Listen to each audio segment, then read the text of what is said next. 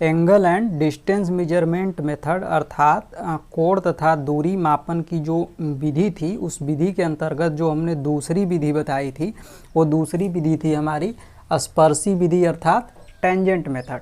तो हम इस टॉपिक के अंतर्गत देखेंगे कि कैसे टेंजेंट मेथड अर्थात स्पर्शी विधि के द्वारा हम कोई भी जो हमारा चंक्रमण है अर्थात जो ट्रावर्स है, उस ट्रावर्स का हम अंकन का कार्य कैसे करते हैं।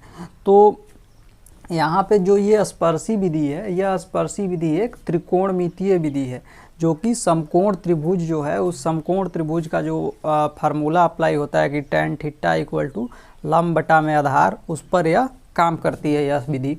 तो इसको हम यहाँ पर नोट कर लेंगे कि यह जो विधि है, यह त्रिकोणमितीय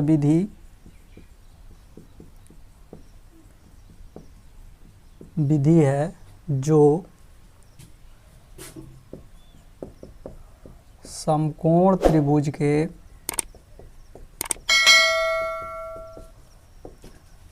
सूत्र tan थीटा इक्वल टू लंब बटा में आधार पर कार्य करती है। अब हम यहाँ पे देखने वाले हैं कि इस विधि के अंतर्गत जो प्लॉटिंग का कार्य है, उसका जो प्रक्रिया है, उसको हम कैसे करेंगे।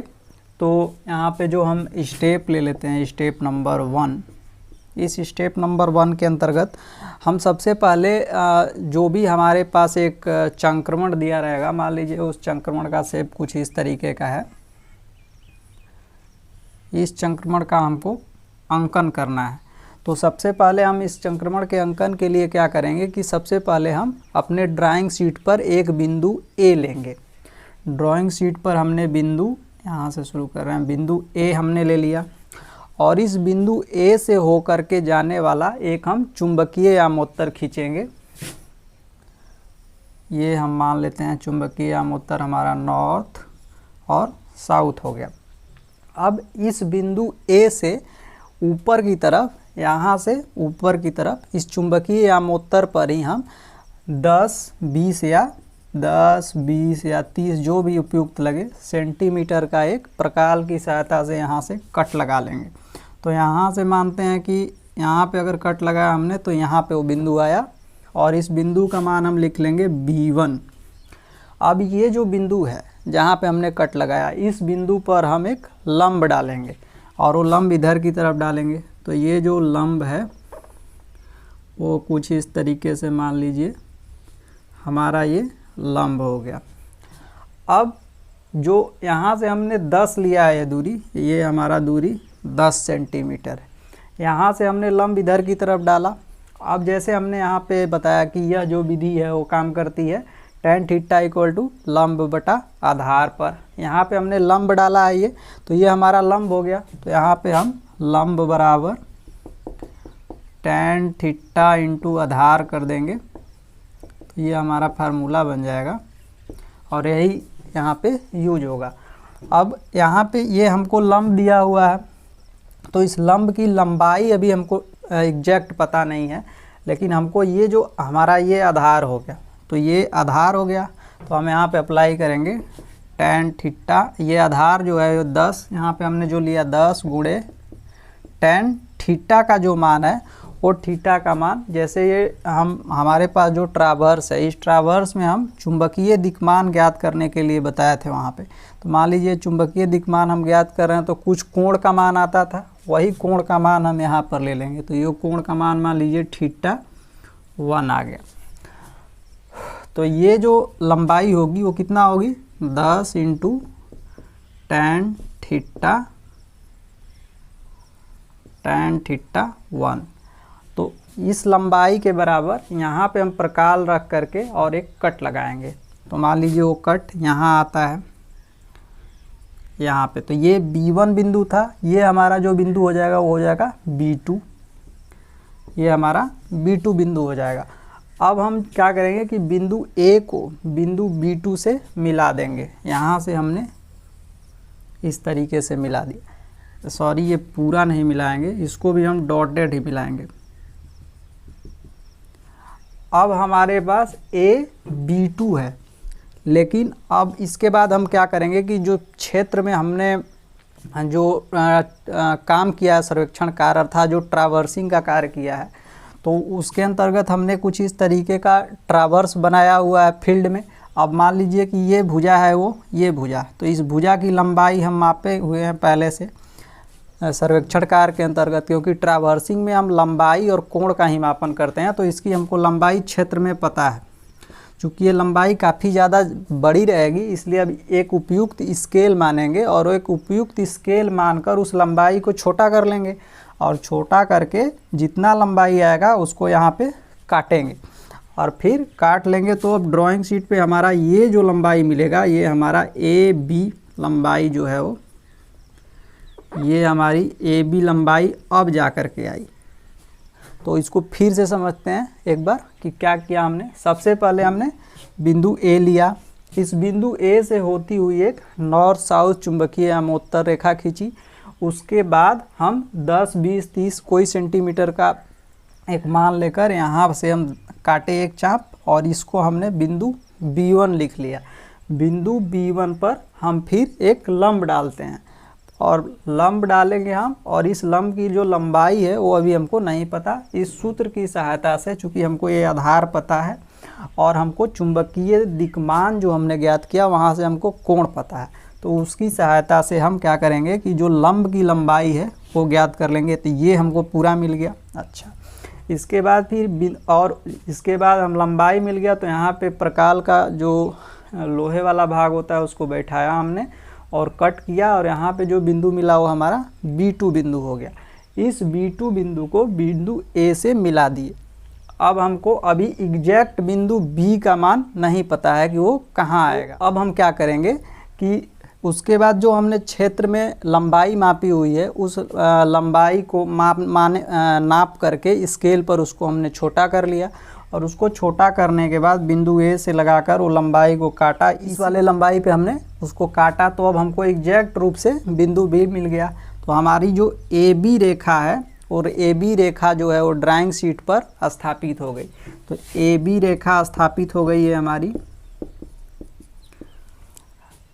और उसके बाद अब हम आगे की जो भुजा BC है उसको स्थापित करेंगे। बिंदु BC को स्थापित करने के लिए हम क्या करेंगे कि ये वाली जो लाइन है, इस वाली लाइन को हम और आगे थोड़ा सा बढ़ा देंगे, और फिर हमने यहाँ पर जो 10 लिया था उसी तरीके से यहाँ पर हम फिर सेट करेंगे और 10 कट कर लेंगे। तो मान लीजिए वो 10 यहाँ आया,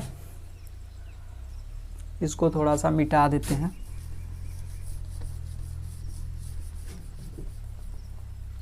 वो मान लीजिए बिंदु यहाँ पर आया, तो इस बिंदु को हम जैसे यहाँ पर B1 माने थे तो यहाँ पे इसको हम मान लेंगे C1, और फिर यहाँ पर हम क्या करेंगे कि लंब डालेंगे। फिर इस बिंदु से फिर हम लंब डालेंगे। तो मान लीजिए वो लंब कुछ इस तरीके से आया, और फिर यहाँ पे जैसे हमने 10 गुणे tan थीटा 1 लिया था, अब यहाँ पे फिर हम लेंगे 10 गुणे tan थीटा 2।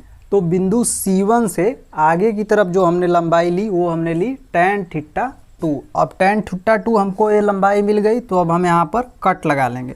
तो जो ये कट लगाएंगे ये बिंदु हमारा हो जाएगा, जैसे यहाँ पर बिंदु B2 हुआ था लंब के आगे, यहाँ पे C1 था तो अब आगे हो जाएगा C2। यहाँ पे हमारा बिंदु C2 मिल गया। अब हम जो बिंदु B है इस बिंदु B से C2 को मिला देंगे। जैसे यहाँ पे A से B2 को मिलाया था वैसे ही बिंदु B से C2 को हम क्या करेंगे, डॉटेड लाइन से यहाँ पे मिला देंगे।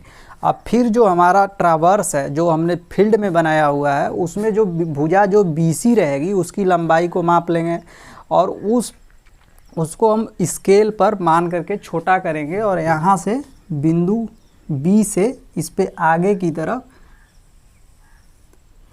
बिंदु C हम प्राप्त कर लेंगे। यहाँ पे कट लगा के ऐसे कट यहाँ पे प्रकाल सेट करेंगे, कट करेंगे, तो हमको यहाँ पर जो बिंदु मिल गया वो क्या मिलेगा, वो बिंदु C मिल जाएगा।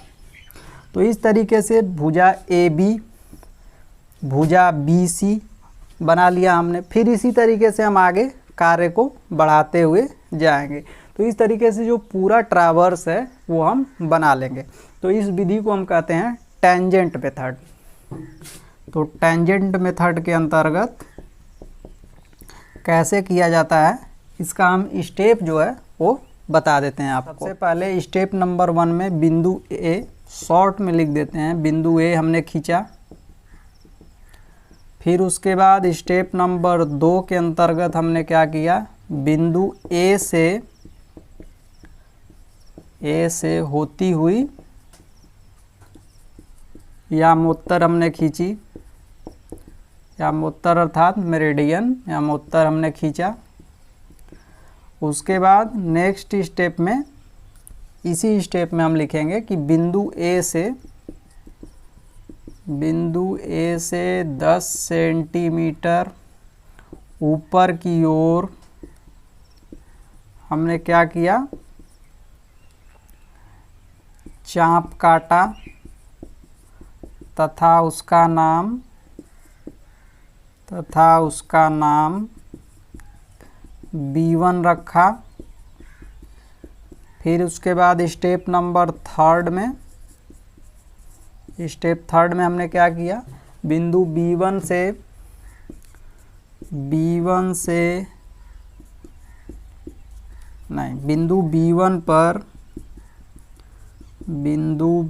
पर लंब डाला तथा 10 गुणे tan थीटा 1 के बराबर लंबाई काटी, जहाँ ये थीटा 1 है, जहाँ थीटा 1 रेखा का दिक्मान है, रेखा का दिक्मान। उसके बाद अगले स्टेप में हमने क्या किया, स्टेप 4 में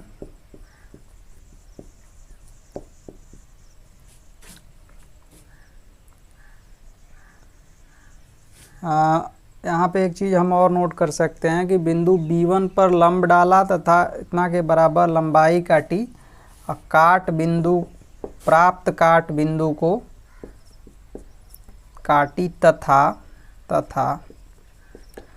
प्राप्त काट बिंदु का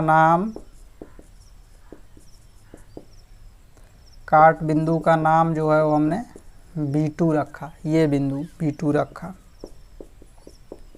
फिर अगले स्टेप में हम क्या करेंगे कि बिंदु A तथा B2 को मिलाया और भुजा AB को स्केल पर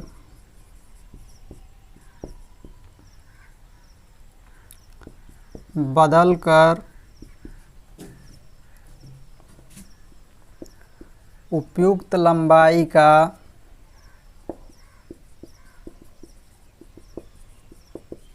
का चाप काट लिया। इस तरीके से AB भुजा स्थापित हो गई।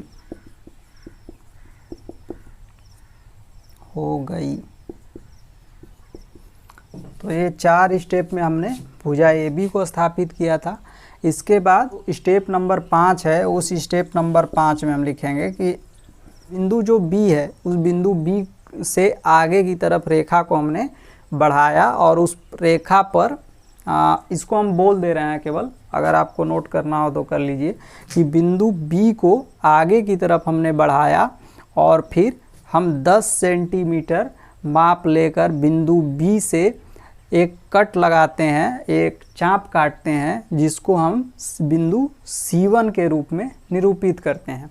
तो बिंदु B से चाप लगाएंगे, C1 हम निरूपित करते हैं। उसके बाद बिंदु C1 पर हमने एक लंब रेखा खींची और उस लंब रेखा का जो उपयुक्त लंबाई है वो 10 गुणे tan थीटा 2 होगा, जहाँ थीटा 2 का मान जो है वो रेखा का दिक्मान होगा। उसके बाद बिंदु C1 से इस लंबाई के बराबर हम एक चाप काटते हैं जो हमको बिंदु C2 प्राप्त कराता है।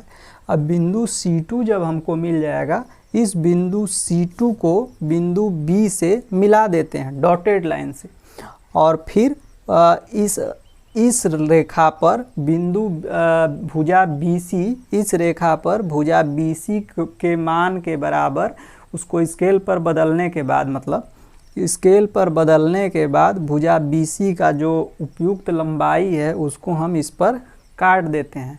इस तरीके से हम भुजा BC को भी निरूपित कर लेते हैं। तो इस तरीके से हम स्पर्शी विधि के द्वारा जो प्लॉटिंग का कार्य है वो करते हैं।